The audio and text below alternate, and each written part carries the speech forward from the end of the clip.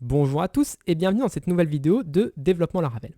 Alors aujourd'hui, on va commencer par nettoyer nos tests CanSubscribe et CannotSubscribe. Alors pourquoi nettoyer maintenant? C'est parce que vous voyez, il y a beaucoup de duplications dans nos deux tests et qu'on va continuer à en écrire des nouveaux et donc du coup, c'est là où ça va commencer à devenir un petit peu un frein et un petit peu gênant, toujours à devoir copier-coller des choses, pas trop comprendre, etc. Et puis en plus, il y a plein d'axes où on peut améliorer nos tests pour les rendre un petit peu plus expressifs. Donc, ce que je vais faire là, c'est qu'on va déjà essayer de factoriser un petit peu les choses qui sont semblables. La première chose qu'on fait dans les deux tests, c'est le mail fake et le date now. Donc ces deux lignes-là sont répétées dans les deux tests, mais elles seront également répétées dans tous nos tests. Donc on peut les extraire dans la fonction setup, qui est une fonction de PHP Unit qui est exécutée au début de chaque test. Donc je vais la créer ici, public function setup, et je vais pouvoir make mail fake et date now. Ensuite, dans cette fonction-là, il ne faut pas oublier d'appeler la fonction parent setup, parce que c'est dans cette fonction-là que Laravel va initialiser l'application. Donc il faut l'appeler avant. Et maintenant que c'est dans le setup, je peux supprimer des deux tests. Je vais en profiter également pour supprimer le this without exception handling, qui ne sert à rien, qui servait juste pour le debug de l'application. Donc déjà, on a supprimé deux lignes de chacun de nos tests. Ensuite, l'autre bout de code qui va être problématique, c'est ce date timestamp, parce que maintenant, la variable date n'existe plus. Donc pour pouvoir utiliser cette variable date, on va devoir la stocker quelque part qui est accessible, c'est-à-dire par exemple dans la classe, donc dans this date.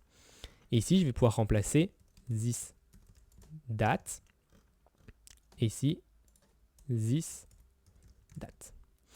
Alors, il y a un petit truc qu'on pourrait faire aussi, c'est mettre le ici en public, public date. Mais je ne pense pas que ce soit nécessaire forcément, PHP ne nous oblige pas à le faire. Par défaut, c'est tout public. Et donc, je pense qu'il n'y a pas trop de problème à le laisser comme ça, implicite. C'est un test, ce n'est pas du code qu'on a dans notre application. Donc, du coup, on n'a pas trop de problème à ce niveau-là. Ensuite, si on revient sur ce bout de code-là, il n'est pas très expressif. Donc, on fait un appel à l'API Stripe pour récupérer tous les paiements qui ont été faits depuis le début du test. Mais c'est un petit peu bizarre, on ne sait pas trop, on sait pas trop ce qui se fait. C'est created add, GT, enfin voilà, c'est un peu complexe. Donc rien ne nous empêche dans un test de créer une petite fonction protected pour pouvoir aider aux assertions, etc.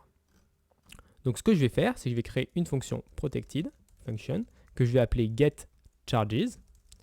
Alors on pourrait être plus précis, on pourrait dire getCharges depuis le début du test. Mais bon, c'est pas forcément nécessaire parce que quand on récupère les paiements, quand on récupère par exemple les abonnements ici dans la base de données, on se doute que c'est les abonnements qui ont été faits que depuis le début du test. Et donc du coup, on peut cacher un petit peu cette notion-là. On pourrait aussi dire get charges from Stripe. Mais bon, même chose, on est dans un test qui va tester Stripe. On est au courant que c'est Stripe. Donc il n'y a pas forcément besoin de rajouter là. Donc essayez de garder aussi vos noms de méthode simples. Il n'y a pas de raison de les complexifier juste pour rajouter de l'information que l'on sait déjà.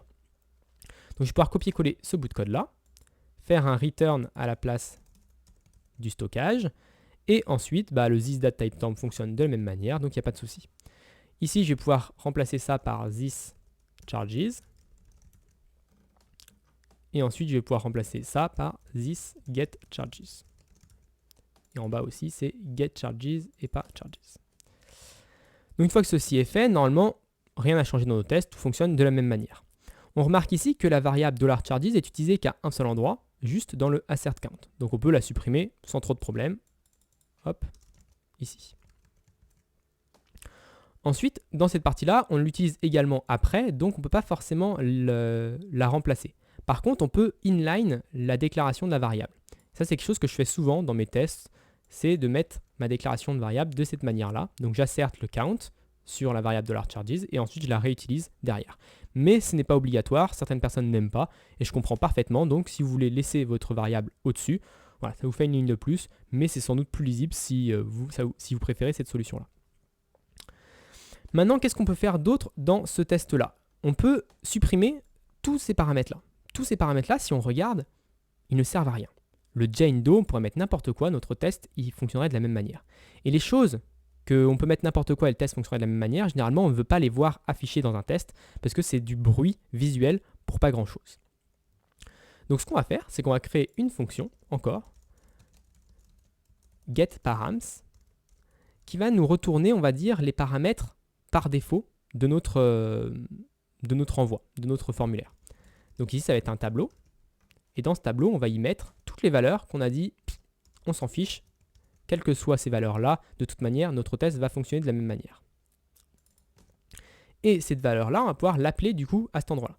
Par contre, le problème, c'est que ce getParams, il faut quand même qu'on lui rajoute le Stripe token, parce que ce n'est pas complet, juste ces informations-là. Donc ce qu'on peut faire, c'est qu'on va lui passer un tableau à cette fonction. Et ce tableau-là va nous permettre d'écraser certaines valeurs. Donc soit en rajouter, soit écraser, par exemple si on veut un montant spécifique, si on veut un nom spécifique, parce que c'est intéressant pour un test particulier, et ben on va pouvoir lui passer dans les paramètres overrides. Et pour faire ça, on va utiliser la fonction PHP EREMERGE qui nous permet de fusionner deux tableaux. Donc on met les overrides en deuxième, parce que c'est comme ça que si on a les mêmes clés dans les deux tableaux, c'est le deuxième qui sera prioritaire. Maintenant, on peut juste utiliser du coup cette fonction-là, dans this getParams, rajouter ma parenthèse, et on peut supprimer toutes les valeurs qui ne nous intéressent pas et garder juste le invalid token qui sera ajouté au tableau de paramètres. Et on peut faire la même chose pour cette fonction-là.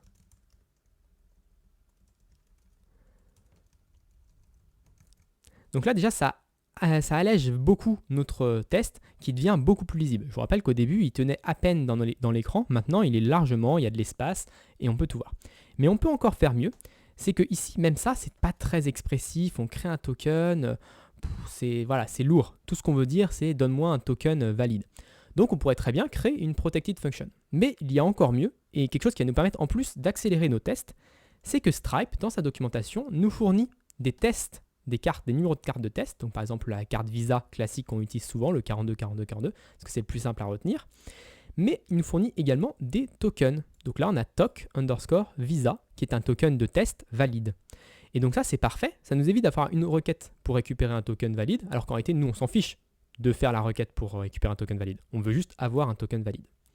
Donc dans ce cas-là, on peut juste supprimer toute cette partie-là, on n'a même plus besoin du set API key. Et ici, à la place de token ID, on peut juste faire toc visa. Et là, on a des tests très expressifs. Si on regarde le test, ça se lit très bien. Je subscribe avec un token visa, je récupère les charges, je vérifie qu'il y en a une, je vérifie que la première, le montant est 500, et je vérifie qu'il y a un abonnement.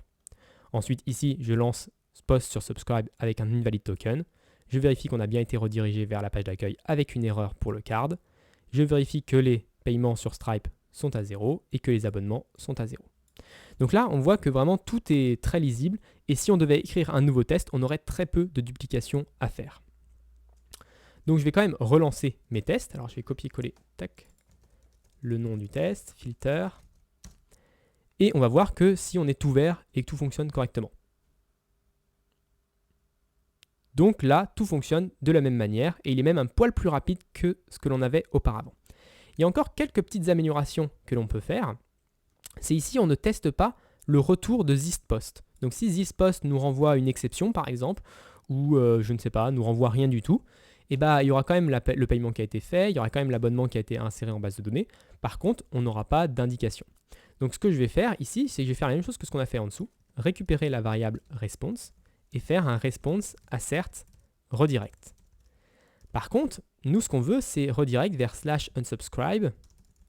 Et là, il y a un token aléatoire. Et c'est un peu compliqué parce qu'on ne sait pas ce token aléatoire, on ne le connaît pas. Alors, j'aime pas trop faire ça dans mes tests parce que l'aléatoire, c'est un peu gênant, on ne sait pas trop. Mais ce qu'on peut faire, c'est le passer après avoir récupéré les abonnements. Donc là, on peut récupérer les abonnements de la même manière qu'on a récupéré les paiements et dire qu'on veut être redirigé vers subscription first, donc le premier abonnement, de toute façon il n'y en a qu'un seul, et unsubscribe link. Donc comme ça, on vérifie qu'on est bien redirigé vers le bon lien de désabonnement. Donc on peut relancer notre test et normalement, si on n'a pas fait d'erreur, tout reste vert et on a une garantie supérieure comme quoi on a bien été redirigé au bon endroit. Donc voilà pour cette vidéo, j'espère qu'elle vous a plu. Si elle vous a plu, n'hésitez pas à vous abonner et à la partager. Et moi je vous donne rendez-vous la semaine prochaine pour une autre vidéo de développement Laravel.